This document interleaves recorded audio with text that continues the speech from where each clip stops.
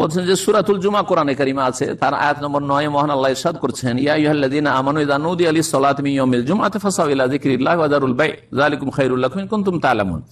হে মুমিন সকল, যখন তোমাদেরকে সালাতের উদ্দেশ্যে আহ্বান করা হবে, ডাকা হবে, মিন ইয়াউমিল জুমআতে, জুমাবারে, ফাসাউ ইলা যিকরিল্লাহ, তখন তোমরা দ্রুত এসো।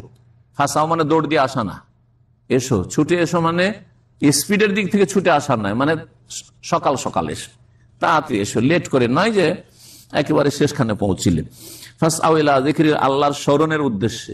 জুমার সালাতকে আল্লাহর জিকির বলা হয়েছে, জুমার খুতবাকে আল্লাহর জিকির বলা হয়েছে, কারণ এখানে আল্লাহ সম্পর্কে উপদেশ দেওয়া হয়, আর জিকির মানে হচ্ছে উপদেশ, আল্লাহর কথায় স্মরণ করানো হয়। ওয়াজারুল বাই, এবং ব্যবসা ছেড়ে দাও। ব্যবসা কি করো?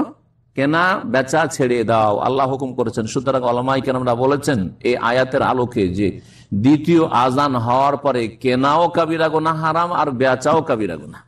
আর কেউ যদি কেনা বেচা করে তো ওই ব্যবসা শুদ্ধ হবে না, ওই ব্যয়ের আকদ সম্পূর্ণ হবে না, ব্যবসার আকদ সম্পূর্ণ হবে না। কি বুঝলেন? দ্বিতীয় আজান হয়ে গেছে, খুতবা শুরু হচ্ছে, খুতবা শুরু হচ্ছে অথবা শুরু হয়ে গেছে, দ্বিতীয় আজান হয়ে গেছে, আর আপনি রাস্তা দিয়ে আসছেন, দেখলেন একটা খুব মাল সামান, খুব মূল্যবান। অনেকে কিন্তু এই ভুল করতে পারেন এই মাসলা না জানা থাকলে। আরে ভাই, এটা যদি এখন ছেড়ে দিই তো নামাজ পড়ে আস্তে আস্তে শেষ হয়ে যাবে। হ্যাঁ, তো এই সুযোগ কিনেই নি, দরকার আছে, কিনে ফেললেন আপনি, চলতে চলতে টাকা দিলেন, কত দাম ভাই, টাকা দিলেন আর সামানটা উঠিয়ে নিলেন। জায়েজ? হ্যাঁ, জায়েজ নাই, হারাম কাজ, এটা কোনো মাকরু টাকরু না, হারাম, মিনাল কাবায়ের, কাবিরা গুনাহ। কারণ আল্লাহ কোরআনে বলছেন ওয়াজারুল বাই, তোমরা ব্যবসা বাণিজ্য পরিত্যাগ করো, ছাড়ো, আর আপনি করলেন।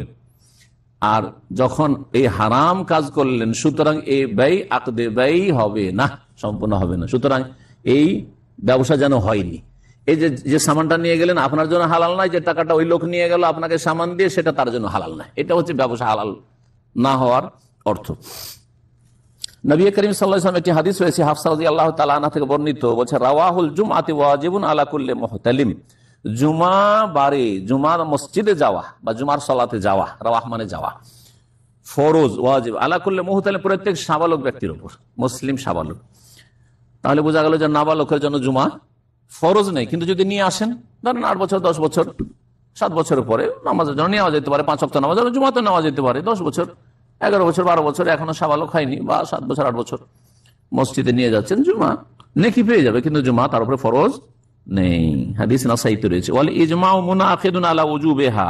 তাহলে কোরআনের দলিল, হাদিসের দলিল, আর তৃতীয় দলিল হচ্ছে ইজমা, মানে উম্মতে মুসলিমার ঐক্যমত রয়েছে যে জুমার সালাত হচ্ছে ফরজ। ফালা তাজিবু আল কাফির, জুমা কাফের উপর ওয়াজিব নয়, ফরজ নয়। ওজুবা আদাইন, আদায় করা। একটা কাফের বসে আছে বাইরে, আর আপনি জমা পড়তে আসছেন, ওকে বলতে পারেন না যে এই চলো জমা পড়তে। বোঝা গেছে কিনা? ওজুবা আদায় করা তার জন্য এখানে ওয়াজিব না। কেন? কারণ আদায় করলে তো ওর আমার নামাজই হবে না, লেফাকদি তৌহিদ, তার তৌহিদ না থাকার কারণে, লা ইলাহা ইল্লাল্লাহ নেই তার, মুহাম্মদুর রাসূলুল্লাহ শাহাদাত নেই তার। যখন আশহাদু আল্লা ইলাহা ইল্লাল্লাহ ওয়া আশহাদু মুহাম্মাদুর রাসূলুল্লাহ স্বেচ্ছায় দিয়ে নেবে যে আমি মুসলিম হয়ে গেলাম, তখন তাহলে চলো। ওয়ালা আলাল মারআতি বিল ইজমা, এইরকমই মহিলার ওপর জুমা ফরজ নেই, বিল ইজমা, এর ওপর ইজমা রয়েছে। ওয়ালা আলা গায়রিল বালিগ, এইরকমই নাবালকের জুমা ফরজ নেই। আল আকিল, যদিও জ্ঞান সম্পন্ন কিন্তু নাবালক কিন্তু বুদ্ধিভাব আছে, 10-12 বছর ছেলে মেলা বুদ্ধি হয়ে যাচ্ছে আজকাল, ক্লাস 4-5 পড়ছে হয়তো, হ্যাঁ শিখছে উঠতে, 11-12 বছরের শিখছে, ক্লাস 6 ছাত্র, কিন্তু এখন সাবালক হয়নি, তার সাবালকের কোনো লক্ষণ হয়নি, জুমা ফরজ হয়নি। তবে জুমা মসজিদে যাওয়া, ট্রেনিং এর জন্য যাওয়া ভালো, কিন্তু ফরজ নয়।